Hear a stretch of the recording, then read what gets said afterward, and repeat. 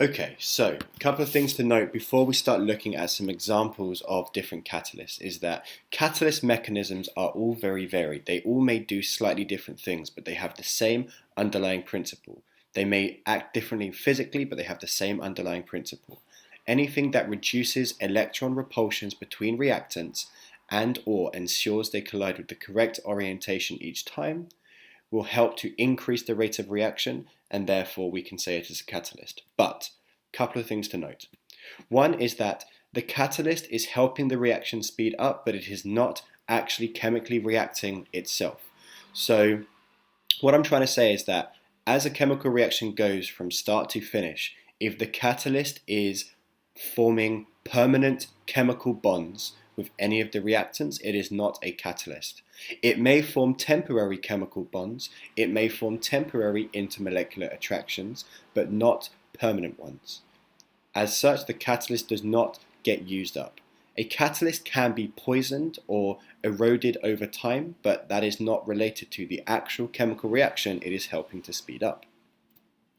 Second, you need to be familiar with these terms, homogeneous or homogeneous and heterogeneous, okay? Homogeneous catalysts are catalysts and substrates in the same physical phase. So both the substrate and the catalyst are liquids, or they're both in aqueous solution, etc. The example of this would be enzymes, which we're going to look at in a minute. For heterogeneous catalyst, it's the catalyst and the substrate are in different physical phases. Substrate is another word for anything that attaches to a catalyst. So in our previous examples, the reactants are substrates, okay? So heterogeneous catalysts could be one solid, one gas, one solid, one liquid, etc. And this example would be seen in cars, which we're going to look at now. However, just to understand what's happening with catalytic converters, this is the name of them, a catalytic converter. In order to understand that in cars, we're just going to look at a general reaction between two gases and a solid surface. So what kind of catalyst is this? Homogeneous or heterogeneous? I hope you know that the answer is heterogeneous, because our substrates are gases and our catalyst is a solid. They're in different physical phases, so it is heterogeneous catalysis. Now, you have two gases. As you can see in the chemical reaction scheme shown above, you have a C-C double bond opening up and forming two new bonds with hydrogens. Now, this is not easy to happen by just combining these two things inside of a container, because there's a lot of electrons in that carbon-carbon double bond that will repel the hydrogens away quite easily. So to use a catalyst that can form, and this is normally a metal catalyst because there are lots of free electrons moving around the surface, they're able to form interactions with other things. So free electrons and a sea of metal cations able to form interactions between the ethylene and hydrogen. Ethylene is another name for ethene, by the way. So first, they form interactions with those gas molecules. What can then happen is the H-H single bond is able to break, and the hydrogens are able, or there will be random movement along that surface of the hydrogen atoms. You also have your ethene held there in place, unable to move at this point by the carbon-carbon double bond. So that's an important point. The catalyst is chosen because it's able to form an interaction with a carbon-carbon double bond that holds it in place. Then, if the hydrogen atoms that are moving around collide with it, what you're then going to see is the carbon-carbon double bond breaking to form new bonds with those hydrogen atoms. Keep in mind that a hydrogen atom is going to be very reactive, right? Because it's something that wants to have a full outer shell. It is able to get that electron from the carbon-carbon double bond, which it does. One hydrogen atom gets an electron to fill its outer orbital. The other hydrogen gets an electron from the double bond to fill the outer orbital. And as such, you now have an ethane molecule. The ethane molecule, the CC single bond there, is unable to form an interaction with the catalyst surface, so it is able to move away freely. So let's recap. Let's look at it one more time. First, you have gases that, if they collide in space, are very unlikely to form new chemical bonds because we cannot easily break the carbon-carbon double bond and the hydrogen-hydrogen single bond in space. However, because of that metal catalyst which is able to form interactions with the two molecules shown here, first, the ethene is being held in place, and second, the strength of the interaction between the metal and the hydrogen is clearly enough to break the hydrogen-hydrogen single bond. As such, hydrogen atoms are now free to be attached to the metal surface and clearly able to move around somewhat on the surface. Remember that those hydrogen and the hydrogen atoms still have some energy, so although they form interactions with the metal surface, they're able to move around along the metal surface. And if they happen to collide with an ethene molecule that is sitting there, that can force the ethene double bond to break and open up, forming new CH single bonds, and the ethane molecule will then move away from the surface. This is an example of a heterogeneous catalyst, which is what we have in cars.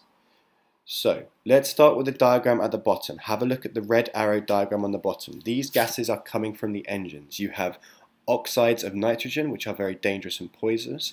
You have hydrocarbons, which are dangerous, flammable, and poisonous. And you have carbon monoxide, which is very poisonous as well. So they are being pumped through the catalytic converter. Now you have a probe that measures the oxygen content in the exhaust gases.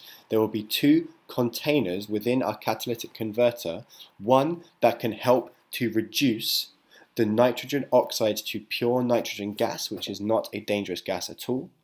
And then the second chamber will use that oxygen plus oxygen being pumped in from the outside to react with the carbon monoxide to make carbon dioxide. This is an example of a oxidation reaction.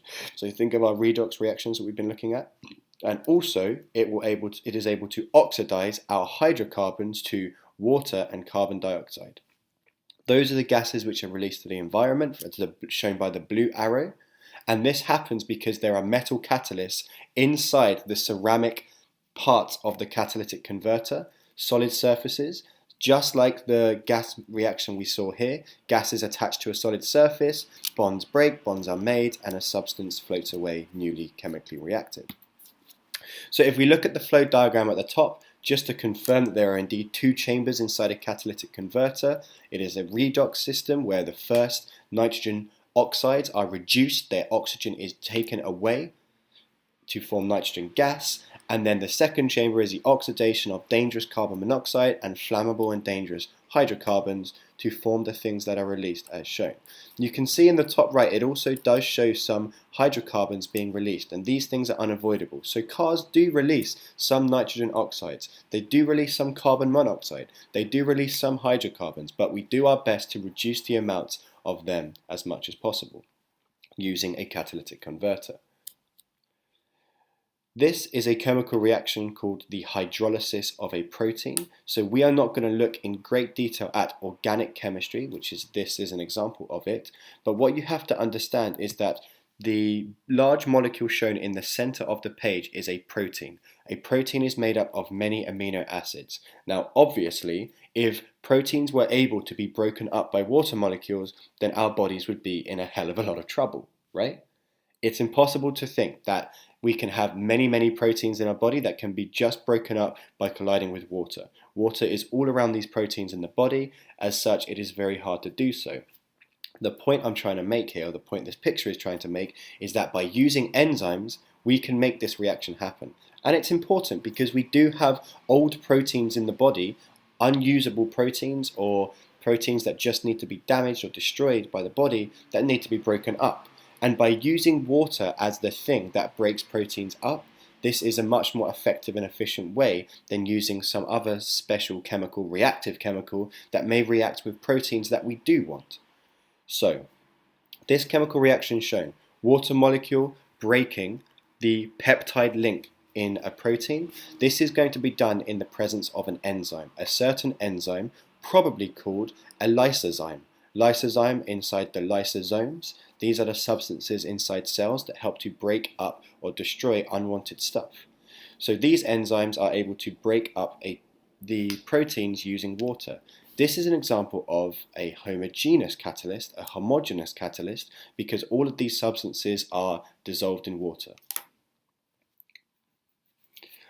This is a 3D mapping of a protein.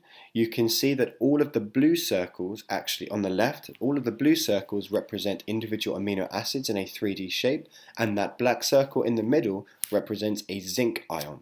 So many of the minerals and vitamins that you eat end up being formed or put into the center of enzymes to help give them their structure. The diagram on the right, the red circles, that shows a substrate molecule, which means a certain molecule that will bond with the catalyst, with the enzyme, in order to undergo a chemical reaction. Now, this diagram is probably the most useful and interesting but quite advanced diagram to show biological catalysis. This is an enzyme and a substrate. So, try not to be confused by looking at all the different groups. It's much easier to think, where are the black dashed lines? The black dashed lines represent intermolecular forces between a substrate and the enzyme itself. So I'll say that again.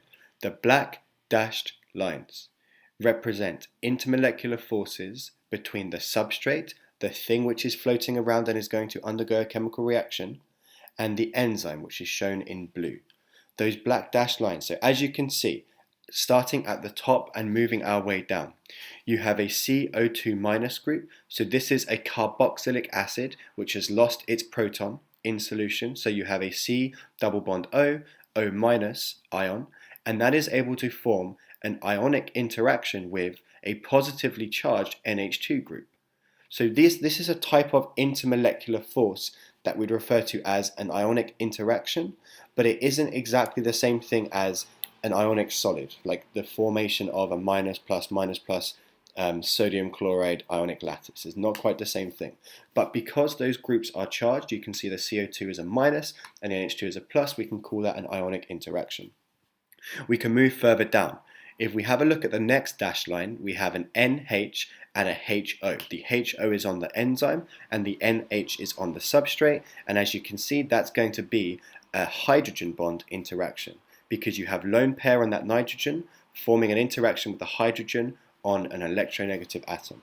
So that's helping to hold the enzyme in place, hold the substrate in place on the enzyme. This is the same as just what you saw back here. So the interactions being formed between ethene and hydrogen on this solid surface, this concept is the same as the interactions being formed between our substrate and our enzyme. So these are just some examples. I'm not going to go into much more detail because it's not that required at AP level, but this is where I'm going to finish my explanation of catalysts. They happen in different places. You have biological catalysts, aka enzymes, which is an example of a homogeneous catalyst, and then you have heterogeneous catalysts, for example, where the substance and the catalyst are in different physical phases. An example of this would be a catalytic converter in a car. I hope this is